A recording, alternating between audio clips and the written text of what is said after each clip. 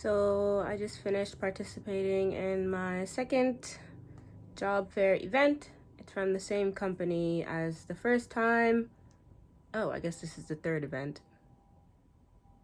I'm not keeping count very well, but the first time was the online job Conetto event, and then I went to the Taimen version at Miyako Messe, and there I got a flyer for this event, which is where they basically have the same thing as the first time, but it's only for like Rikei Gakusei or like Rikei Kaisha. I'm not really sure really how that is working out, but I think it's probably targeted toward Rikei students, because as I'll tell you later, it's not really that related. But anyways, so that's the one I went to just now.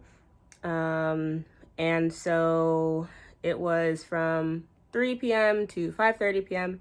It's like 5:30 right now. It just ended, and it was on Zoom, and there were 9 companies.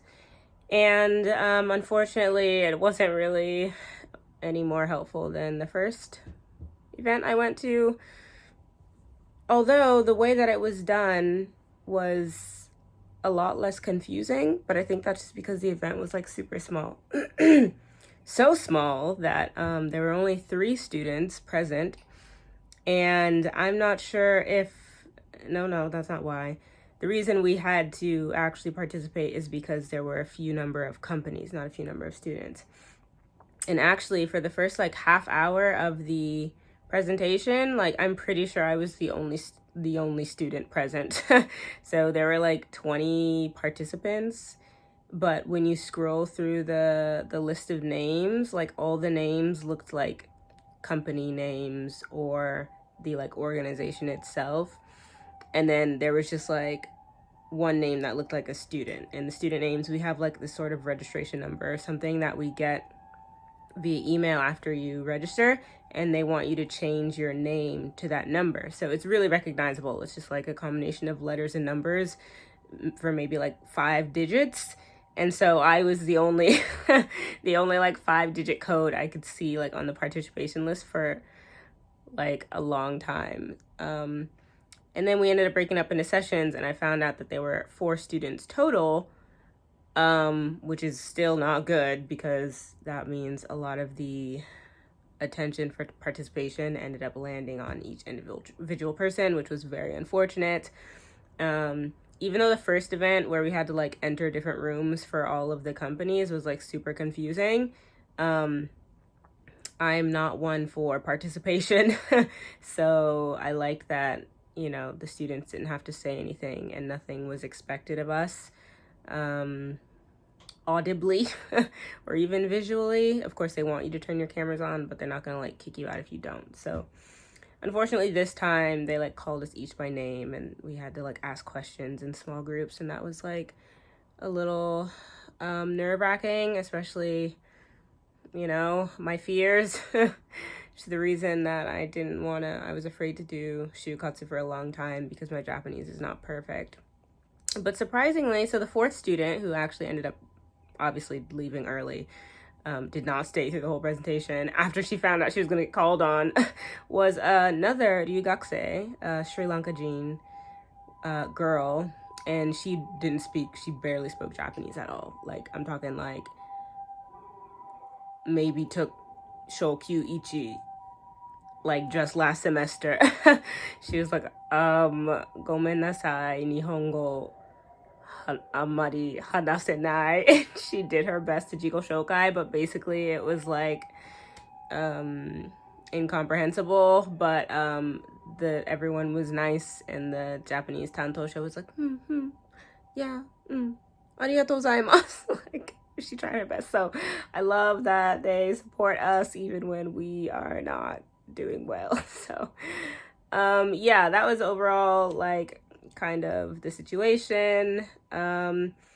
But so yeah, different from the first Zoom meeting, this one was set up differently. So there were like 3 segments, I guess. The MC lady who was presenting everything told us the segments.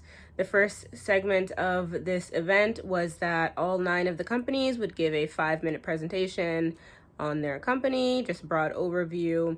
And then after that, we go into section 2, where the students ask questions to the first half of the companies. And then for section 3, we ask questions to the second half companies. So since there were only 9 companies, section 2, I think there were like 4 of them that we asked questions to. And then 30 minutes later, the other 5 or 4, whatever, we asked either the same or different questions too. So that's how it was set up. Yeah, once again, the asking questions was really unfortunate, especially since there were only 3 of us. Because after that, being forced to give her introduction, the poor Sri Lankan Dugakse like immediately left the chat. So, but yeah, they called us by name and everything. It was very unfortunate. I definitely kept my camera off because I'm here in my house looking busted and I have a cold. I was not about to put myself on blast any more than them having to listen to my imperfect Japanese. Like, that's a no-go for me. My like shame tolerance is not that high. So that's how we went with it. So let's see. The companies, of course, it's like basically the same as the first time, except instead of being surprised by like, oh, there's a leather bag company, it was like, oh, we make batteries for spaceships. And I'm just like, this is not the DK that I was expecting. Yeah, basically I've lost hope. Lost hope, more so just like it's been confirmed, like this is not where I need to be. I'm not going to find what I need from this, which is okay. You know, I'm glad that I tried it and found out.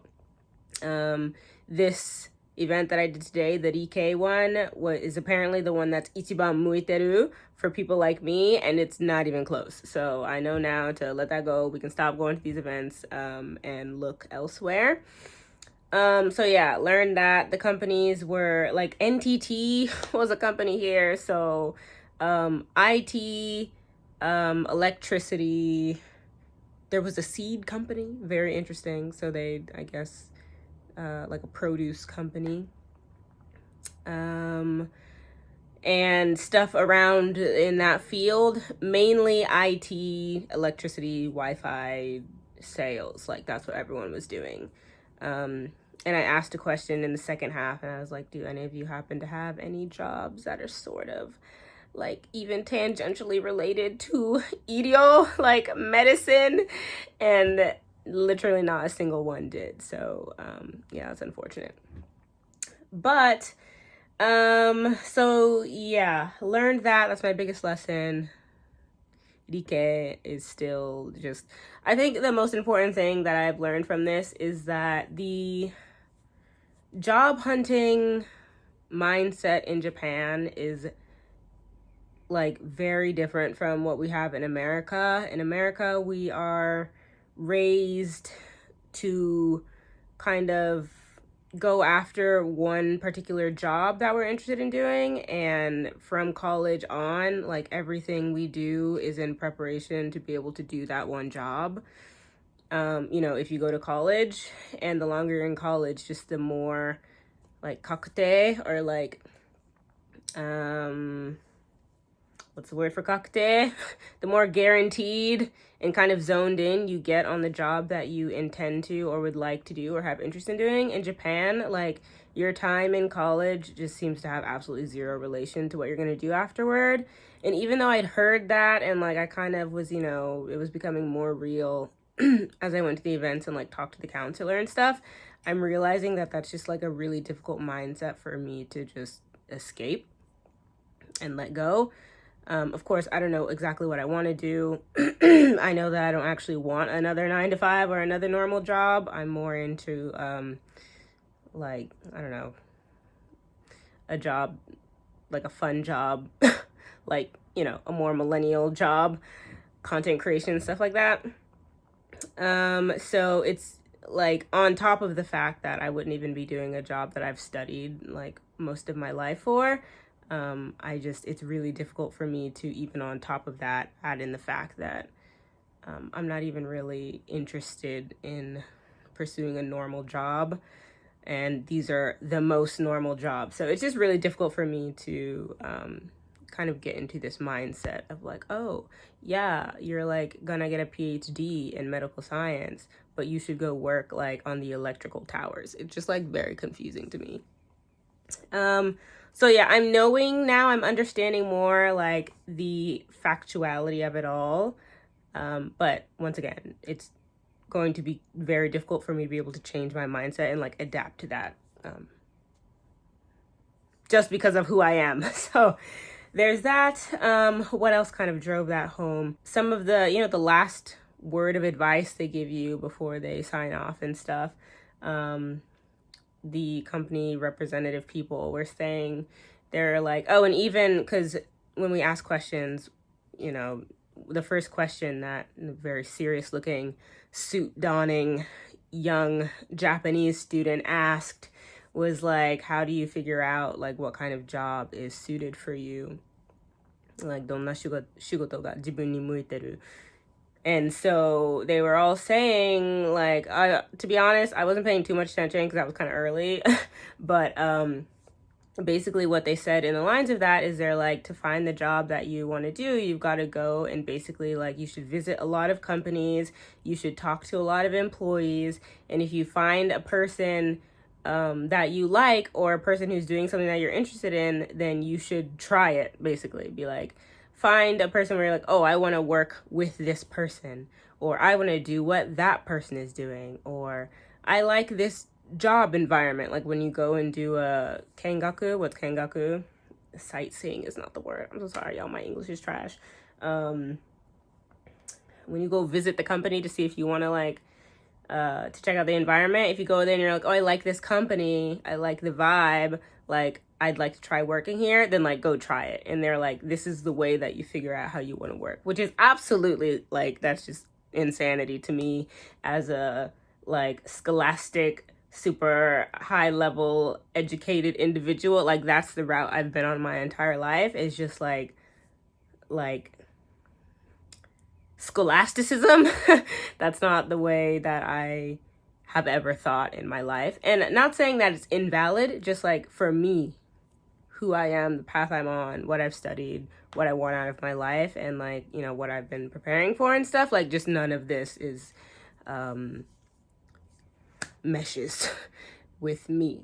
So totally, like I'm sure that's valid for a lot of people, especially people who didn't go to college, or maybe people who, even in Japan, maybe they went to college and they just studied something like random because they just wanted to go to college and they're not particularly attached to their major or their field or anything. And so they are an open book.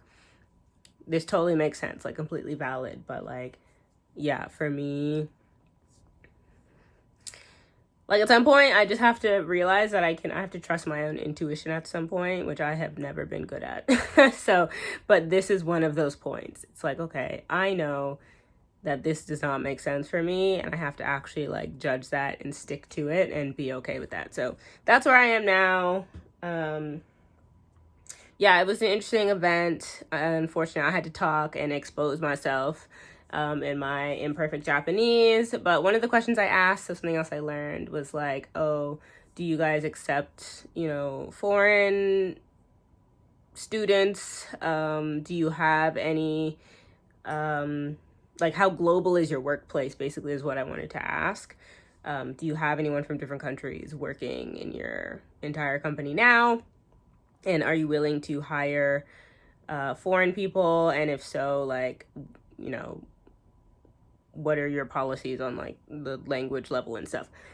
And no surprise, if they didn't say, no, we don't hire foreigners, which they did, knowing full well there's only 3 students in this entire chat and 1 is foreign, particularly asking the question, flat out said, no, we don't hire them, which is absolutely hilarious to me.